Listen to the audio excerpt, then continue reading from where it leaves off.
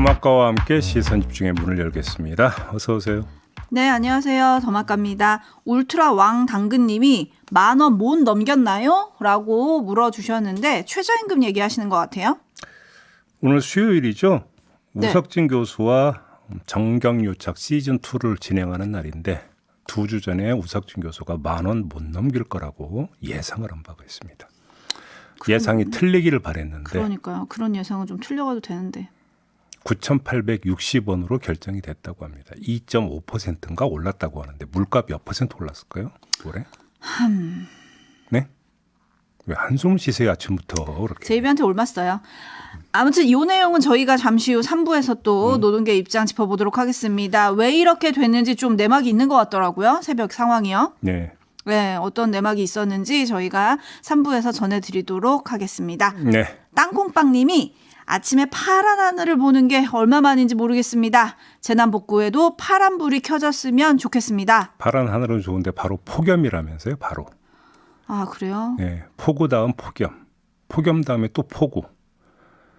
왜 이럽니까 도대체? 왜 기상이 폭주를 합니까 이렇게? 그러게요. 네. 아, 왜 날씨마저 이런지. 네. 날씨는 그냥 예쁘게 우리 좀 옆에 있었으면 좋겠는데. 부드럽게 좀 갑시다. 부드럽게. 네. 그러게요. 네. 잘 피어라님, 경남 바닷가 마을에도 오랜만에 햇살이 났습니다. 참 좋습니다. 라고 해주셨는데 또 몇몇 촌철님들은 다 수해 지역을 좀 걱정을 해주시네요. 네. 이 햇살이 좀 곳곳에 잘 들어서 빨리 복구가 됐으면 좋겠다. 이런 인사들도 많이 도착하고 있습니다. 네. 오늘 이야기 시작을 해볼까요?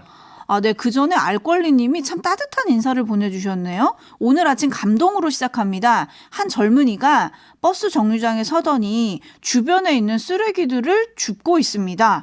처음엔 멈추길래 왜 그러지 했는데 계속 오토바이 타고 다니면서 쓰레기를 치우네요. 감동의 아침입니다. 라고 인사해 주셨어요. 아 그래요? 네. 오토바이를 타고 다니면서 쓰레기를 다 지금 치우고 있다고요? 네. 쓰레기를 치우고 있답니다. 박수. 그러게요. 이런 아름다운 청년이 있는 아침이네요. 네. 자, 이렇게 감동의 소식도 전해드리면서 제이비타임즈 오늘 주목할 뉴스들 챙겨드리겠습니다. 첫 번째 뉴스 어떤 건가요? 어제 전해드렸죠. 집중호우가 내리던 지난 주말에 골프를 쳐놓고는 뭐가 잘못됐느냐고 강변했던 홍준표 대구시장 이야기 전해드렸습니다. 두 갈래 역풍에 휘말렸습니다. 첫째, 전국 공무원 노조 대구본부가 성명을 냈습니다. 공직자들의 주말을 자유라고 생각한다면 직원들에게는 왜 비상근무를 지시했느냐라고 따져 물으면서 진정으로 시민을 위한 행정을 펼치기 바란다라고 주문하는 내용이었습니다. 둘째, 국민의힘 움직임이 상당히 발빠른데요. 김기현 대표의 지시로 기조국과 조직국에서 진상조사를 진행하고 있는 중이라고 합니다. 당원 당규 위반 사실이 드러나면 당무감사위에 감사를 요청하거나 바로 윤리위에 제소할 수 있다고 하는데 윤리위가 이미 검토 들어갔다는 보도가 따라붙고 있습니다. 네. 참고로 당원에 보면 국민에 대한 봉사자로서 품위를 유지한다라는 당원 의무 조항이 있다고 하고요. 강령 규칙 22조를 보면 자연재해나 대형 사건 사고 등으로 국민이 슬픔에 잠겨 있거나 국민과 국가가 힘을 모아야 할 경우 유흥, 골프 등 국민 정서에 반하는 행위를 하지 아니한다. 이미 선약이 되어 있는 경우에도 같다. 이렇게 규정되고 있다고 합니다. 네, 국민의힘 윤리위원회가 홍준표 대구시장의 징계 개시 여부를 20일에 결정을 한다. 이런 뉴스까지 밤사이에 들어왔는데 네. 당 움직임 뭐 이런 걸 전광석화라고 해야 되나요? 그러니까 바로 그게 주목거리인데요. 전에 홍준표 시장과 김기현 대표가 공개 설전을 벌이면서 불편한 관계를 노출한 바가 있지 않습니까? 그렇죠. 김기현 대표가 이참에 손보려는 거 아니냐. 그래서 이런 추측이 따라붙고 있던데요. 홍준표 시장은 오마이뉴스 기자에게 뭐 찍어내기는 아닐 거다. 이렇게 이야기를 했다고 합니다. 뭐 물론 당장 찍어내는 게 가능하겠습니까? 선출직 단체장인데 어떻게 찍어내겠습니까? 하지만 미묘한 지점은 있다. 이 말씀도 함께 드려야 될 것 같은데 내년 총선 경청과 관련해서 홍준표 시장은 여러 차례 TK 지역을 싹 다 물갈이해야 한다. 이런 발언을 여러 번에 걸쳐서 했었습니다. 했죠. 왜 했겠습니까? 보수의 심장, 국민의힘의 텃밭에서의 공천은 차기 대권 구도와 직접 연결됩니다. 자기 정치 기반과 연결이 되는 문제가 있기 때문에 그렇게 적극적으로 여러 차례에 걸쳐서 발언을 하지 않았겠습니까? 바로 이 지점에서 찍어내기까지는 아니어도 힘 빼기를 시도할 가능성은 얼마든지 있을 것이다. 이렇게 봐야 되겠죠. 네, 홍준표 대구시장 상임고문도 뭐 김기현 대표가 내렸잖아요. 그렇습니다. 근데 더 힘을 뺄 수 있는 게 있나요? 뭐 그렇다고 조용히 지낼 분은 또 아니신 것 같아가지고. 물론 대구시장이 공천에 개입할 여지는 없습니다. 개입해서도 안 됩니다. 그런 단순한 사실을 가지고 이야기하는 게 아니고요. 대구에서의 역학구도가 어떻게 되느냐의 문제로 연결이 되는 거 아니겠습니까? 그런 상태에서 당에서 그러니까 쭉 공천 심사하는 과정에서 홍준표 대표와 1mm라도 가까운 사람에게 공천장을 주겠느냐 안 주겠느냐라는 문제가 발생할 수 있을 것이고 공천장을 받아서 총선에서 금배지 달고 돌아온 사람들이 홍준표 시장 이야기를 어떻게 할 것인가 이런 그림은 얼마든지 그릴 수 있는 거 아니냐 이런 차원의 말씀이 되겠습니다. 네, 그리고 근데 홍준표 시장은 꽤 아직은 당당한 것 같습니다. 밤사이 뉴시스와의 통화 내용이 보도가 된 게 있는데 당에서 소명하고 대구시 재난대비 매뉴얼을 달라고 하길래 내가 줬다. 매뉴얼에도 있지만 2단계는 내가 지휘를 안 한다. 그런데 갑자기 당내 인사 누군가가 우겨서 김기현 대표도 고심하다 윤리위로 보낸 거다. 매뉴얼을 되게 강조하던데요. 광역단체장이 기계입니까? 로봇입니까? 매뉴얼대로만 그 행동을 하면 그냥 기계한테 맡기지 뭐 선거까지 해가면서 뽑습니까? 네? 정무적 감각과 정무적 처신이란 게 있는 거 아니겠습니까? 그러면 선출직 광역단체장이면 무엇보다도 중요한 것은 민심을 받드는 자세 아니겠습니까? 삼가하는 자세. 그걸 매뉴얼로 덮을 수 있다고 생각합니까? 너무 단순한 접근이다. 이런 말씀 드리겠습니다. 그러게요. 윤리가 어떤 또 결과를 내놓을지 한번 지켜보도록 하겠습니다. 네. 수해 관련 뉴스 더 있죠? 윤석열 대통령이 어제 국무회의에서 이렇게 지시했는데요. 잠시 들어보시죠. 이권 카르텔, 부패 카르텔에 대한 보조금을 전부 폐지하고 그 재원으로 수해 복구와 피해 보전에 재정을 투입해야 됩니다. 네. 또 논란이 일고 있지 않습니까?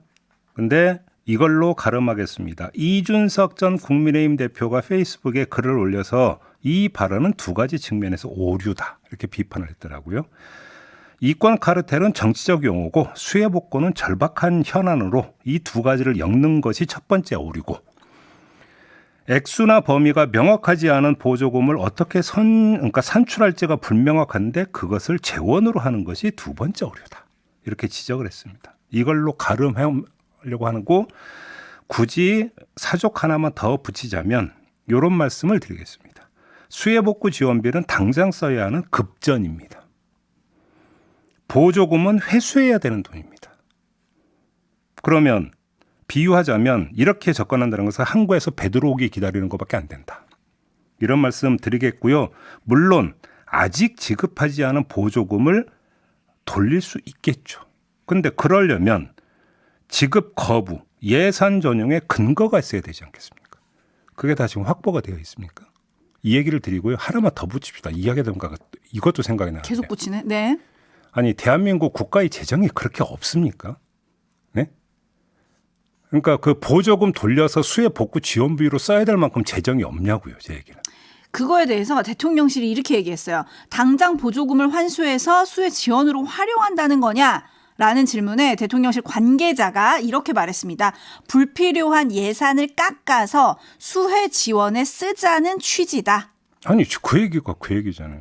아니 이 예산은 국회 심의를 거쳐서 의결을 거쳐서 확정된 예산이에요. 마음대로 막 깎고 전용해도 되는 겁니까? 그것이? 그다음에 시민단체에 주는 보조금이라고 쳐요. 그러면 시민단체한테 그 부모님이 자식한테 용돈 주시 그때그때 주머니에서 그 꼬깃꼬깃 돈 꺼내가지고 그 펴서 그냥 그 기분 내키는 대로 주는 돈입니까? 1년에 얼마 준다. 사업 목적에 따라서 딱 정해져 있는 거잖아요. 그렇죠. 그리고 보통 이럴 때 등장하는 게 예비비 아닙니까? 그러니까요. 아니 뭐 그래서 뭐 보조금을 돌리고 뭐 하고 이런 걸 떠나서 왜 이렇게 궁색하게 접근을 해야 되냐 저는 이걸 말씀을 드리는 겁니다. 그러게요. 담쟁이 넝쿨님이 여기에도 카르텔 저기에도 카르텔 이러다가 수능 문제에도 카르텔 정의를 묻는 게 아닌지 모르겠습니다 라고 좀 꼬집어 주셨는데 과연 이권 카르텔 보조금 폐지와 수혜 지원 이게 연결되는 문제인지 전문가한테 저희가 또 물어봐야 되지 않겠습니까? 네. 잠시 후 유튜브 연장방송 정경유착 시즌2에서 우석진 교수와 자세히 짚어보겠습니다. 8시 30분 시작하니까요. 시선 집중해 주시고 윤석열 대통령의 국무회의 지시사항 주목할 게 더 있죠? 수능 얘기했으니까 아마 연관이 될 것 같은데요. 잠시 들어보시죠. 천재지변이니 어쩔 수 없다. 이런 인식은 버려야 됩니다. 평소에도 체계적으로 작동할 수 있는 디지털 모니터링 시스템을 갖춰야 됩니다. 네, 저 이거 꼭 필요하다고 생각하고 적극 환영합니다. 네. 근데 따질 게 하나가 있는데요. 이 지시가 처음 나온 지시가 아니라는 겁니다. 아, 그래요? 이번이 벌써 4번째랍니다.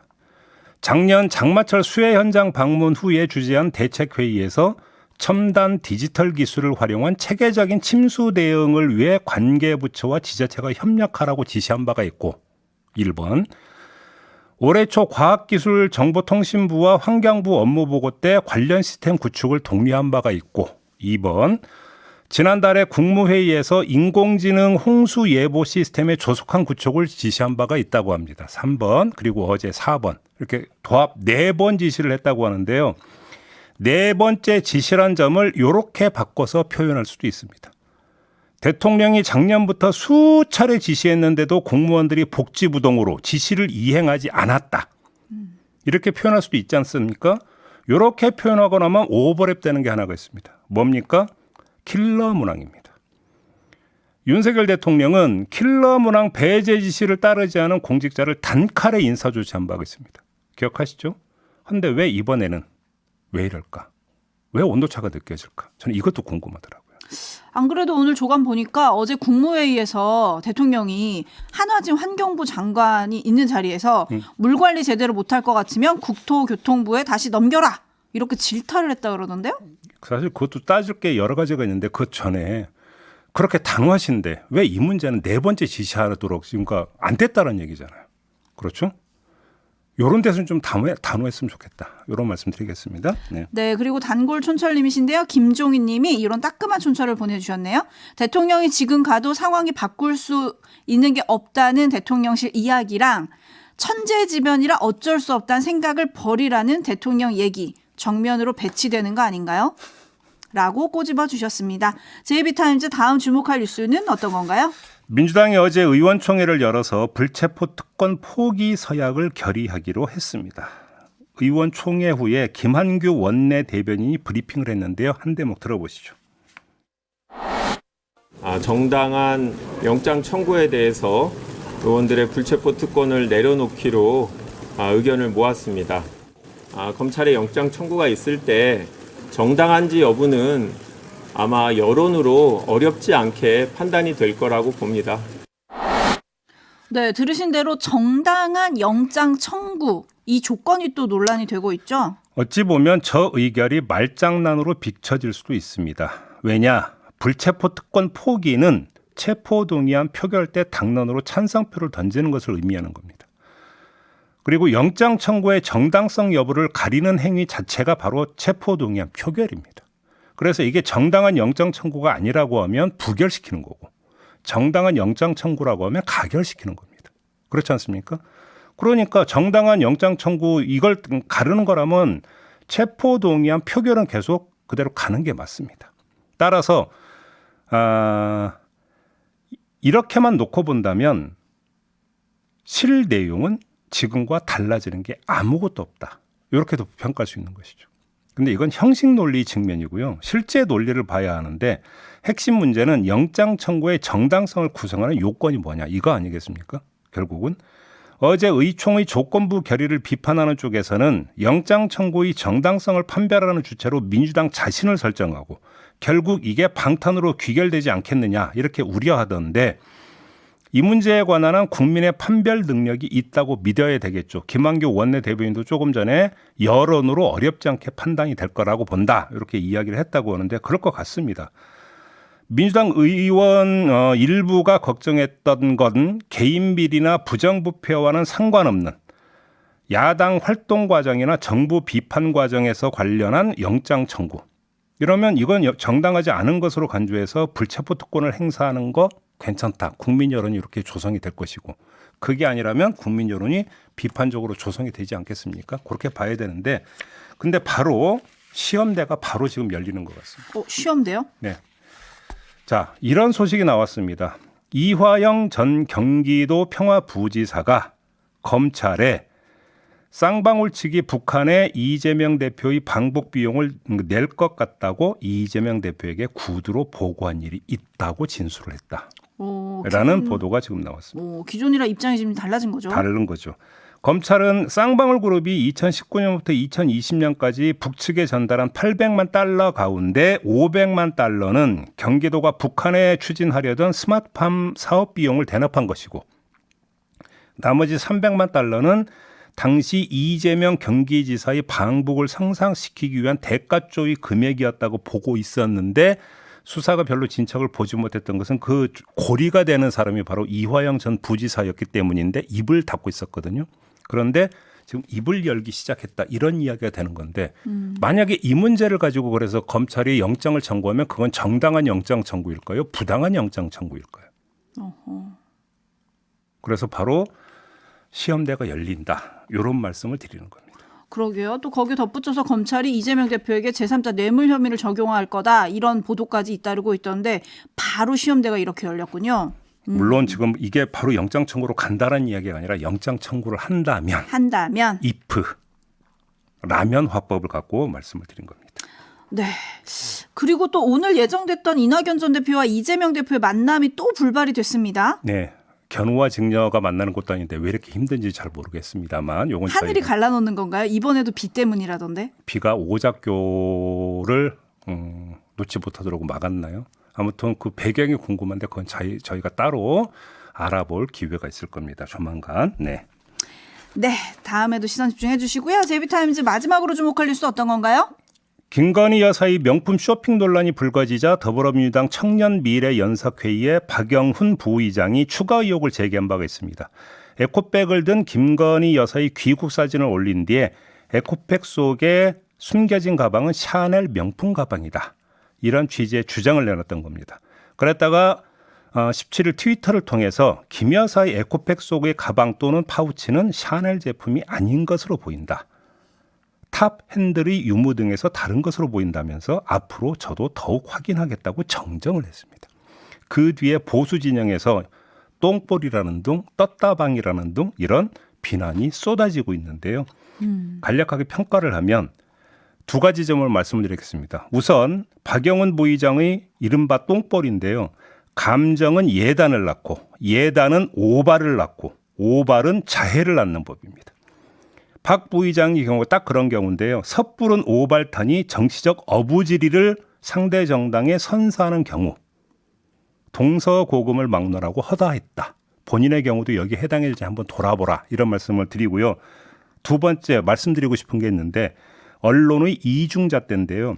김건희 여사 명품 쇼핑 논란이 불거졌을 때의 보도량과 박 부의장의 정정과 관련된 보도량을 비교하면 하늘과 땅 차이더라. 전에는 무건하다가 정정이 나오니까 몰매를 때리고 있는 건데 사실에 근거하지 않고 눈치에 휘둘린 행태 아니냐. 이런 비판을 피해갈 수 없을 것이다. 이 점도 함께 말씀을 드리고자 합니다. 네. 자, JB타임즈 이렇게 마무리하도록 하겠습니다. 더마카 수고하셨습니다. 고맙습니다.